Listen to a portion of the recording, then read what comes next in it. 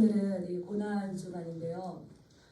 서로 교제를 할 때에 이 말을 해도 그 말의 뜻과 이 말귀를 못 알아듣는 사람하고 계속적으로 함께 길을 간다는 것은 너무너무 힘들죠.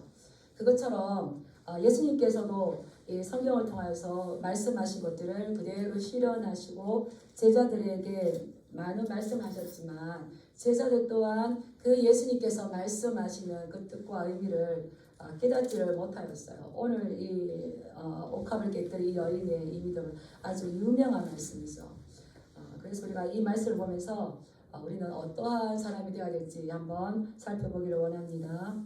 예수님께서는 제자들에게 예수님께서 그 고난과 죽음과 부활에 대해서 누차 말씀하셨어요. 내가 예루살렘 올라갈 것이다. 올라가면 많은 고난을 받고 장로들과 대제사장들과 서기관들에게 버림받아서 죽임을 당하고 그러나 사흘 만에 살아날 것이다. 한번 말씀하시고 또 인자가 사람들의 손에 넘기워 죽임을 당하고 죽은 지 3일 만에 살아날 것이다. 이렇게 말씀하셨어요. 오늘 우리 26장에 본다면 예수님께서 26장은 우리가 24장, 25장 우리가 이 종말에 깨어서 준비해야 될 자세, 하나님의 심판이 어떤 것을 기준으로 돼서 하는지 하나님의 나라와 이 지상에서 말씀을 가르치는 사역을 다 마무리하셨어요. 예수님께서 이 땅에 오신 목적은 우리에게 구원을 주시기 위한 거지만 말씀을 가르치고 약한 자를 고치시고 또 병든 자를 고치시고 이런 사역이셨죠. 우리를 가르치셨는데 이제 25장까지 가르치는 것이 다 마무리가 되었어요. 그럼 제자들은 어떻게 해야 될까요? 이제 알았느냐 하면 알겠습니다 해야 되는데 마음이 아프죠. 그런데 이제 예수님께서 구체적으로 내가 예루살렘에 올라가면 이렇게 고난당하고 죽일 거지만 이제 26장 2절에 보면 너희가 아는 바와 같이 이틀이 지나면 유월절이라 인자가 십자가에 못 박히기 위하여서 팔리리라. 이제 그 시간이 구체적으로 예수님께서 고난당하시고 십자가에 죽으시고 이것이 이제 언제까지 다가왔습니까? 이틀 전으로 다가왔어요. 이게 아주 긴박한 상황이죠. 이런 상황 가운데에서 예수님께서 예루살렘에 들어가시기 전에 그 근처에 가까이 있는 아마 예루살렘에서 이렇게 한 3km 굉장히 가깝죠. 예수님께서 예루살렘에 가시더라도 낮에는 가서 예루살렘에서 명절을 보내시고 아마 저녁에는 이 베다니에 와서 쉬지 않았을까. 그런데 이제 지금도 베다니 나병 환자 시몬의 집에 가셨습니다. 이 나병 환자 시몬이라고 기록되어 있지만 지금은 나병 환자가 아니고 아마 예수님에 의해서 취함을 받았지 않았을까. 그 집에 들어가서 계실 때에 또 신기한 일이 벌어집니다. 우리 7절 말씀 한번 읽어볼까요? 시작. 한 여자가 매우 귀한 향유 한 옥합을 가지고 나와서 식사하시는 예수의 머리에 부으니 이 한 여자가 매우 귀한 향유 한 옥합을 가지고 나와서 식사하시는 예수님의 머리에 부었다는 거예요. 근데 이 여인의 이름은 아주 기념비적인 이런 사건을 이런 주인공이지만 마태는 기록하지 않아요. 제가 보니까 마가도 기록하지 않았더라고요. 왜 그랬을까요? 성경은 마태도 그랬었고 마가도 그런 의도였던 것 같아요. 성경은 사람을 영웅을 만들지 않습니다. 오직 누구만 비출까요? 예수 그리스도. 그래서 그냥 한 여자가 근데 우리는 요한복음에 의해서 이 한 여자가 누구인지 압니다. 요한복음 12장에 보면 이 여자 이름은 마리아라고 이렇게 나오죠. 이 마리아가 매우 귀한 향유 한 옥합을 가지고 와서 식사하시는 예수님의 머리에 붓습니다. 이 옥합은 둥근 모양으로 목은 좁고 길쭉하기 때문에 이것을 동시에 붓기 위해서는 그 옥합의 그 입구를 깨뜨릴 수밖에 없죠. 깨뜨려서 예수님의 머리에 부었다는 것은 전부를 다 부었어요. 그래서 예수님의 머리에 부었을 때에 머리에서부터 어디까지 가겠습니까? 온 몸을 적시고 발까지 갔죠. 그때 당시 유대인들의 이런 식사 습관은 이제 상체를 비스듬하게 누워서 식탁에 기대어서 우리가 영화 보면 나오잖아요. 내려가서 비스듬하게 누워서 막 하는 게 나오잖아요. 그런 것처럼 유대인들은 그렇게 비스듬하게 누웠을 때에 기대어 앉아있기 때문에 예수님의 머리에 붓기가 어렵진 않았을 겁니다. 부어서 그 몸이 다 향유와 적게 하고 이 향유는 마가복음에서 요한복음에서 순전한 나도 합니다. 이렇게 하는데 이것은 아주 귀하신 분들에게 귀하신 분들을 이렇게 붓는 그런 고귀한 건데 이것은 이 여인이 그것을 단번에 깨뜨려서 예수님에게 부었다는 것은 그의 모든 것들을 그의 모든 재산을 예수님을 위해서 이제 부은 거나 마찬가지죠. 근데 이것을 예수님은 뭐라고 말씀하시는지 우리 12절로 한번 가보겠습니다. 12절 시작. 이 여자가 내 몸에 이 향유를 부은 것은 내 장례를 위하여 함이니라. 위하여 함이니라.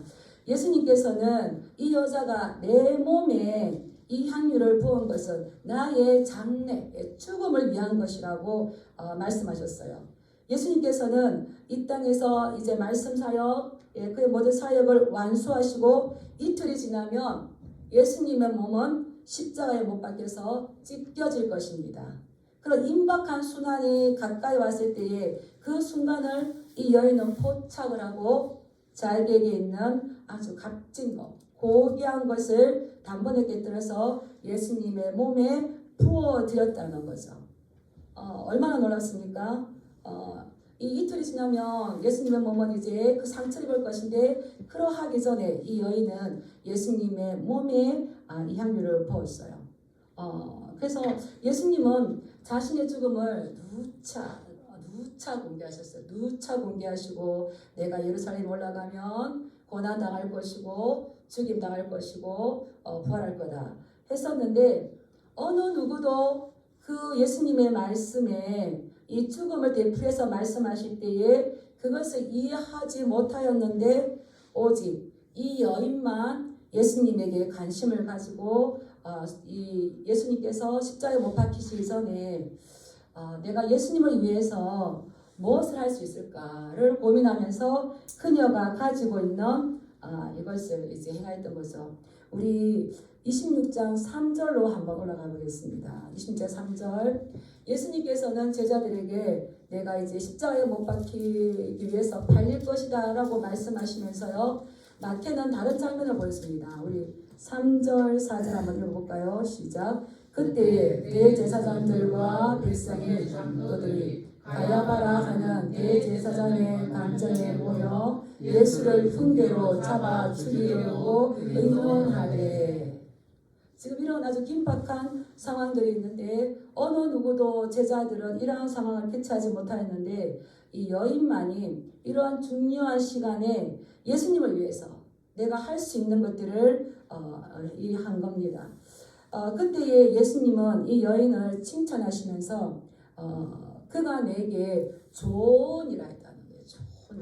좋은 일을 했기 때문에 13절 말씀을 보면 내가 진실로 너희에게 이르노니 온 천하에 어디서든지 이 복음이 전파되는 곳에서는 이 여자가 행한 일도 말하여 그를 기억하리라 하시니라.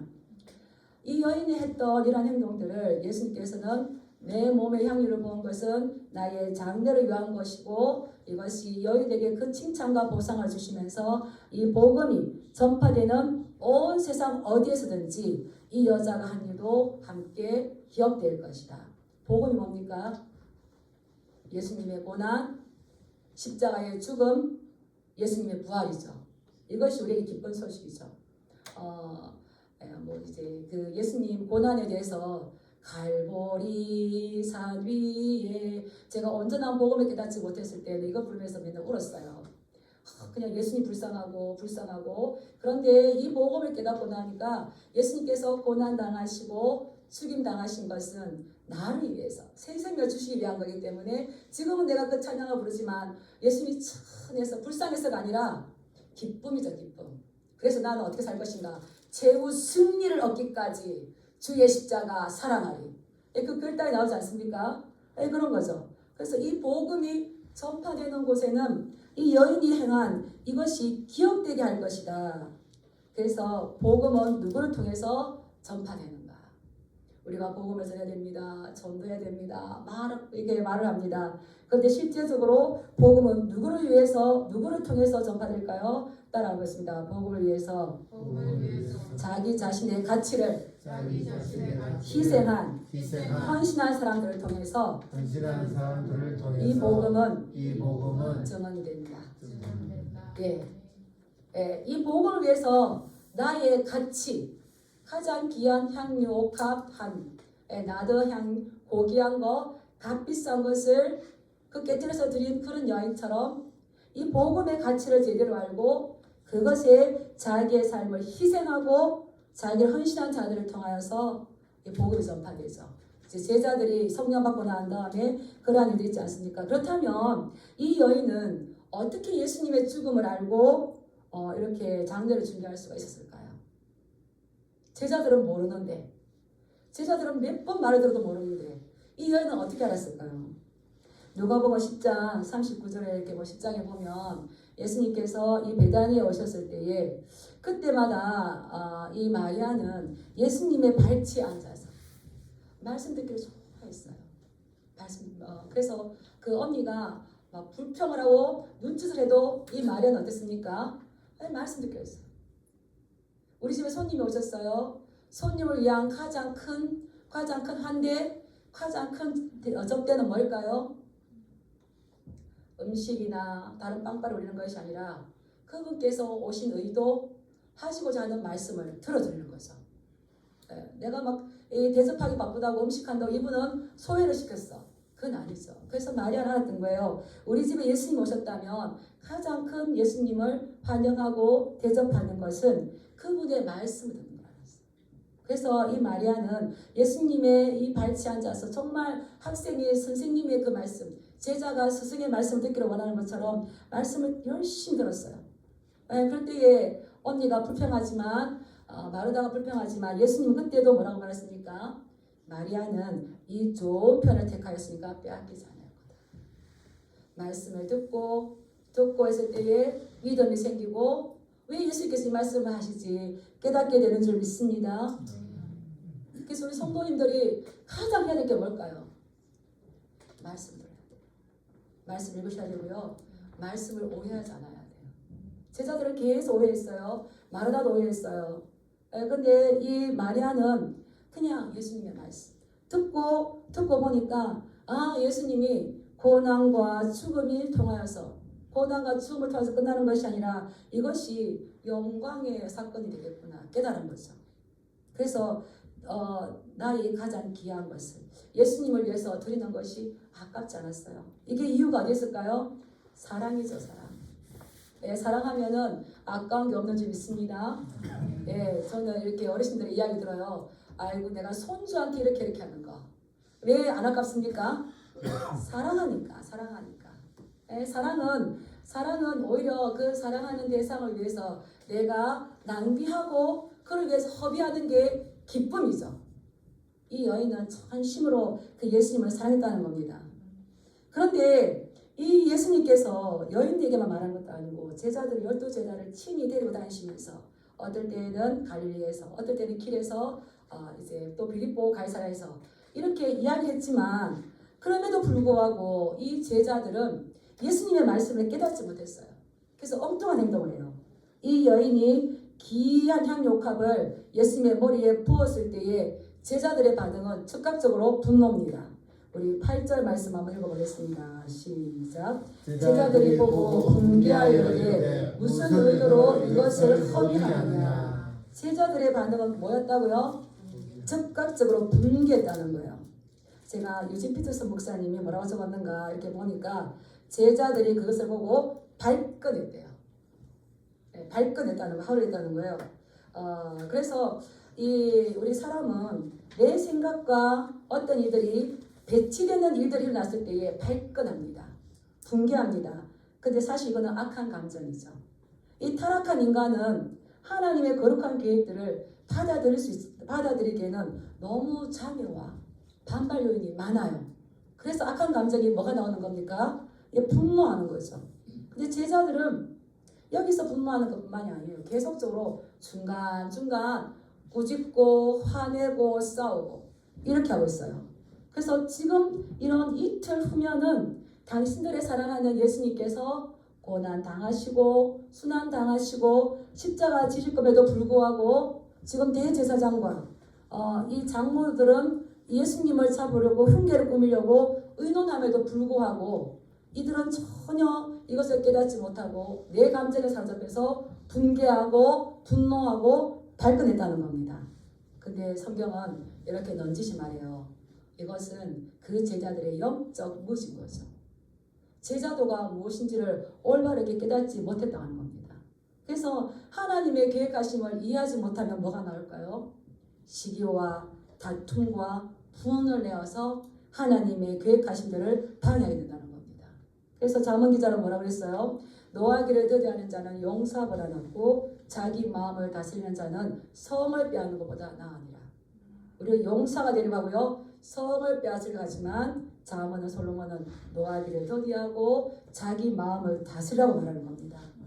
그래서 시편 90편에 보면 이 모세가 그랬어요. 우리의 모든 날이 주의 분노 중에 지나가니 우리의 평생이 순식간에 다하였나이다.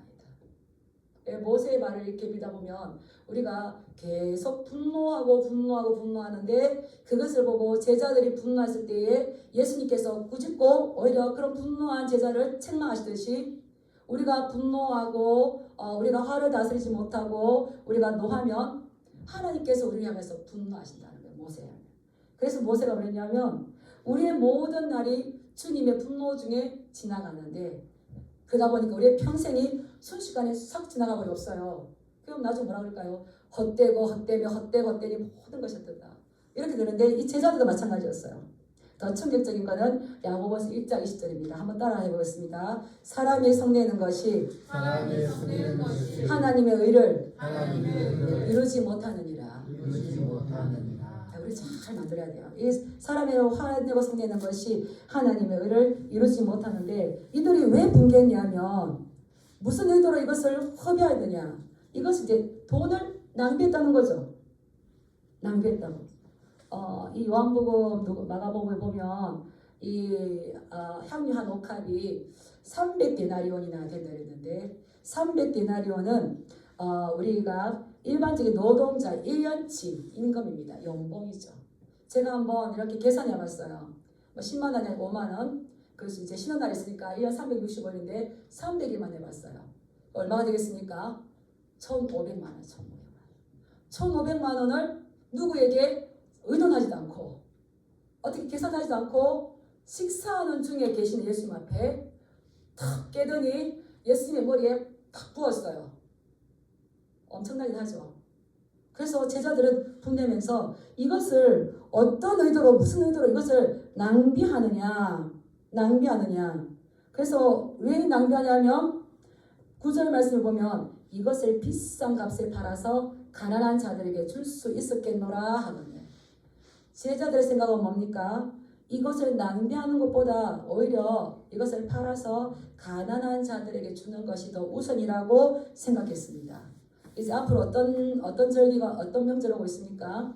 6월절. 예수님께서도 가난한 자들 항상 돌보라고 말씀하셨고 특히 6월절에는 더 가난한 자들을 돌보고 그들을 기억해야 하는 것이 이 6월절의 관행이었습니다. 그래서 제자들은 가난한 자들을 생각했지만 요한복음에 보면 이 가룟 유다 여기서 보면은 제자들이라고 했는데요. 요한복음에 보면 가룟 유다라고 했죠. 그래서 가룟 유다의 잘못, 제자들의 잘못을 폭로하고 있는데 그는 도둑이라 돈꾀를 맞고 거기 넣는 것을 훔쳐갑니다.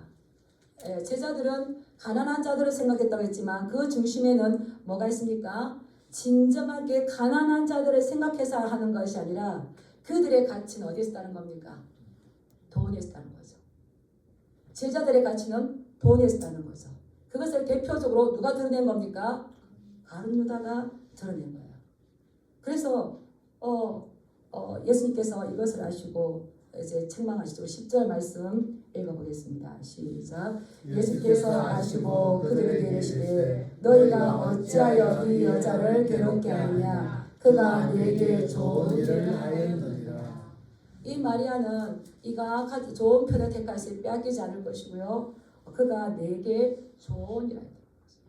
제자들의 해석과 예수님의 해석이 다른 겁니다. 그래서 예수님께서는 그들을 책망하셨죠. 너희가 어찌하여 이 여자를 괴롭게 하느냐. 그가 나에게 좋은 일을, 아주 소중한 일을 했다. 괴롭게 한다는 이 말은 이 헬라어로 포커스인데요. 이것은 폭력에 가깝도록 이 여인을 힘들게 했다는 거예요.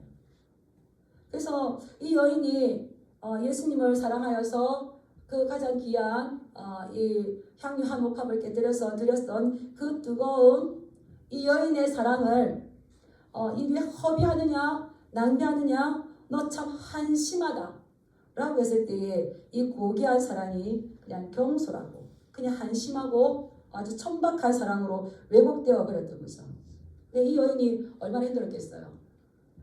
지금 여인과 뭐 말이 다 있겠지만 여인과 남자들 몇 명 있습니까? 최소한 12명, 13명. 지금 그때 당시에 여성의 지위를 본다면 굉장히 위압감이 있겠죠. 제가 진양교회 와서 이러이러한 것들을 한번 계획한 게 있었어요. 근데 어느 기관에서 도와주신대요.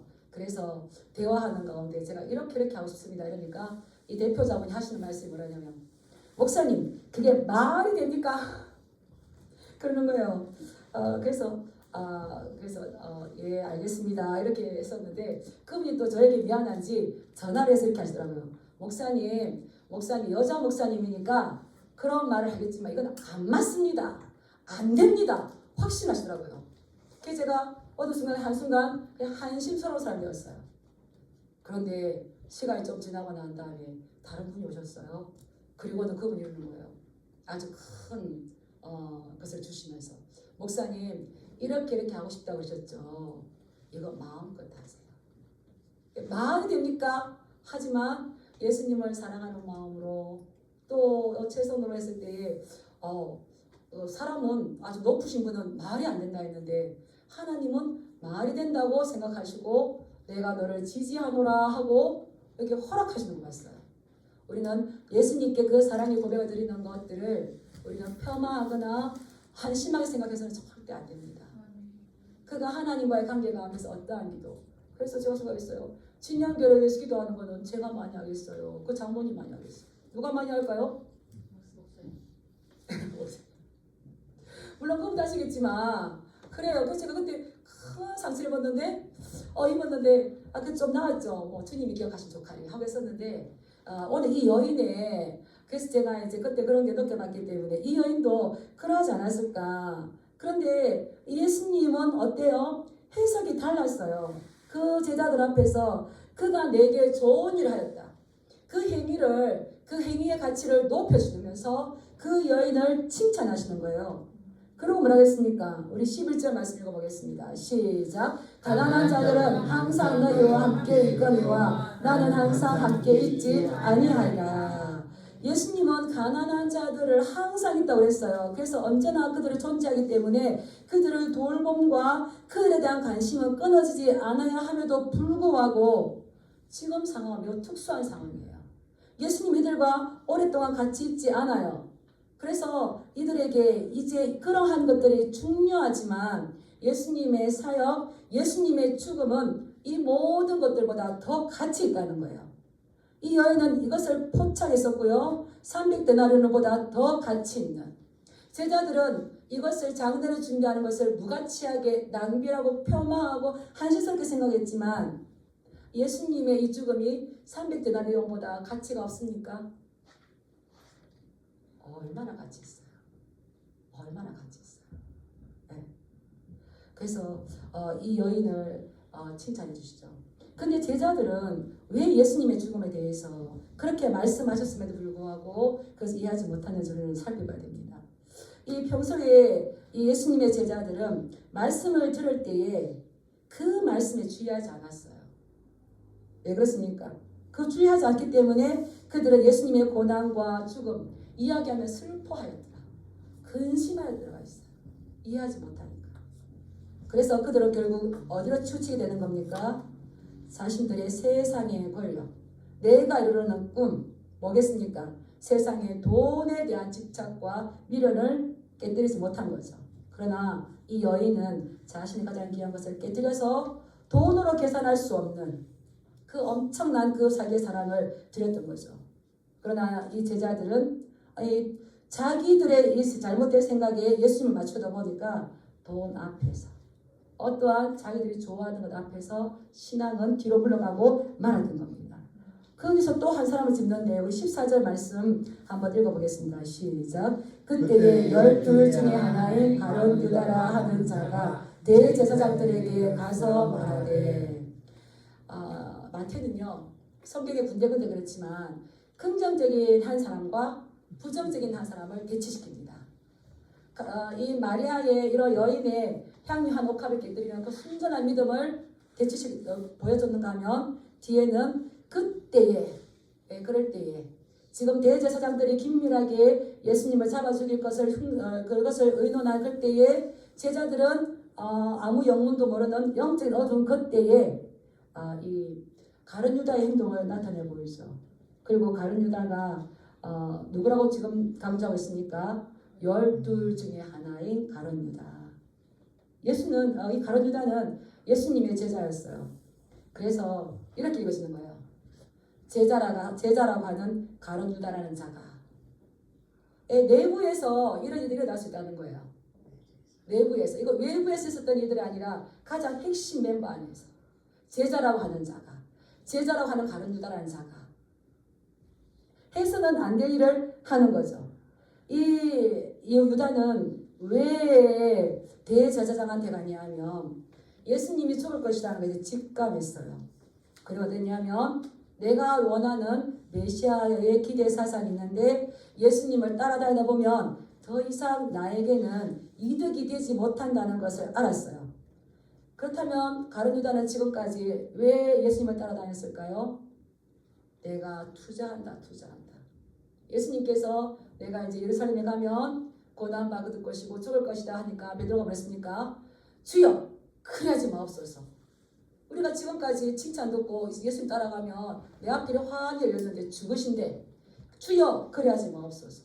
여기는 지금 가룟 유다를 이렇게 드러냈지만 그랬겠죠. 이제는 이 예수님이 죽을 거면 내가 원하는 나라가 아니네. 예수님이 추구하는 그 나라는 나와 상관이 없어.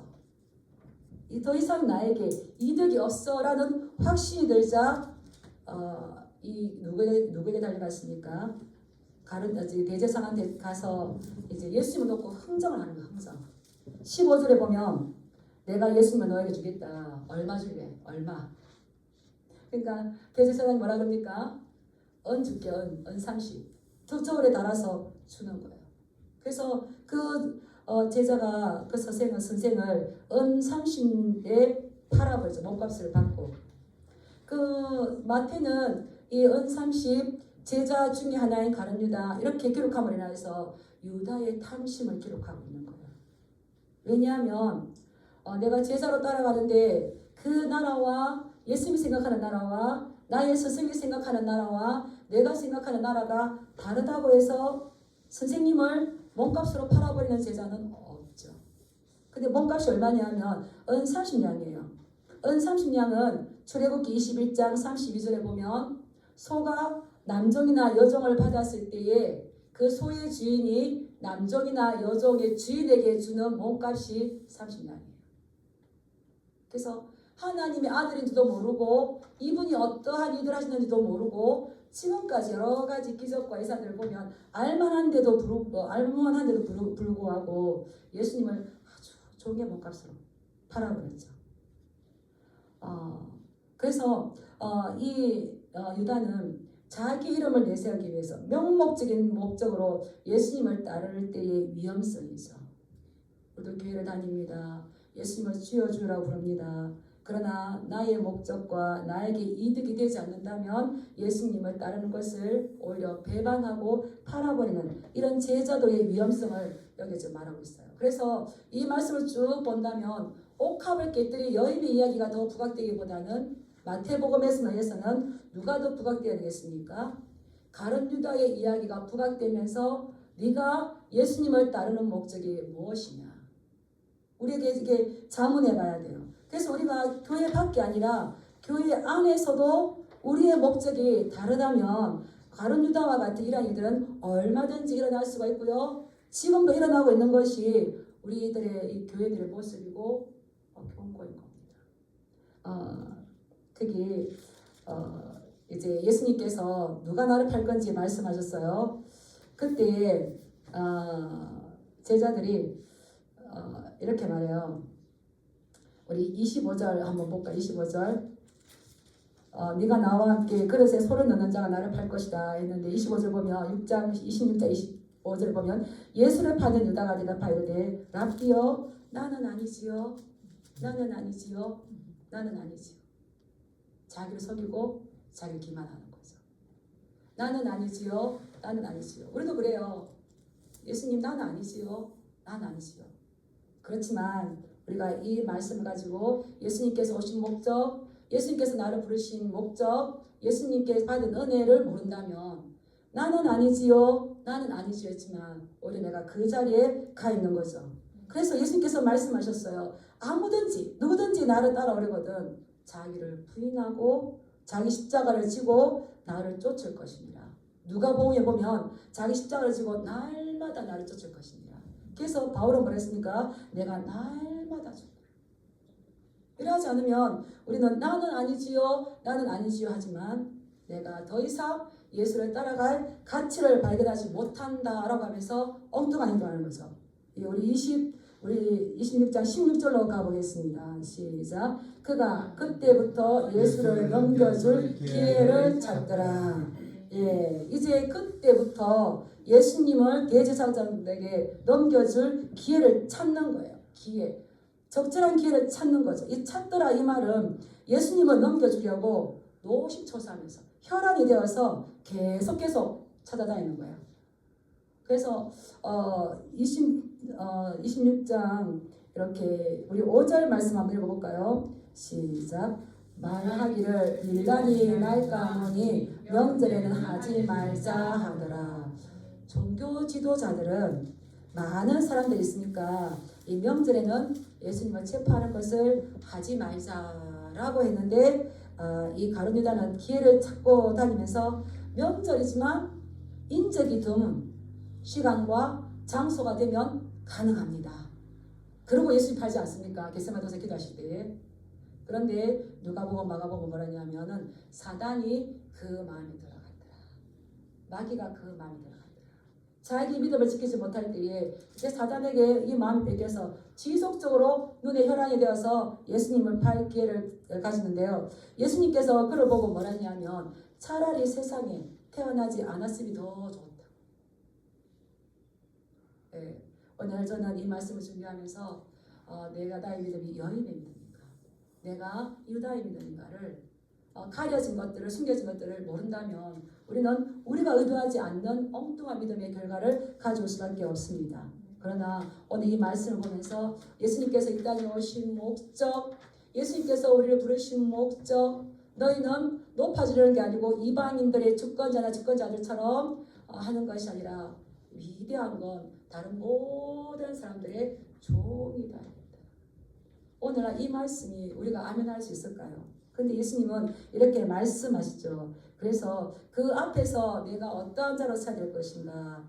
여인이 이 예수님의 고난과 죽음을 준비했다면, 그의 가장 소중한 것들을 예수님을 위해서 드렸다면, 이제 예수님은 말씀하신 대로 가시고 말씀하신 대로 이루시죠. 24장 25절을 보면 어떠한 일들이 일어날지 예수님의 심판을 또 말씀하셨는데 우리는 다시 오실 주님을 기다리는 줄 믿습니다. 말씀의 기준을 잘 두고 말씀을 중심으로 했을 때에 나는 아니지요, 나는 아니지요 기만이 아니라 정말 이 여인이 행한 모든 것들을 다 기억되리라. 그런데 예수님은 이 여인에게 이렇게 말했지만 가룟 유다 또한 똑같이 기억되는 것 같아요. 그래서 우리가 아름다운 그리스도의 향기로 좋은 것을 선택하고 예수를 그리스도 위해서 좋은 일을 하는 저와 여러분들 되길 주님의 이름으로 축복합니다. 기도하겠습니다.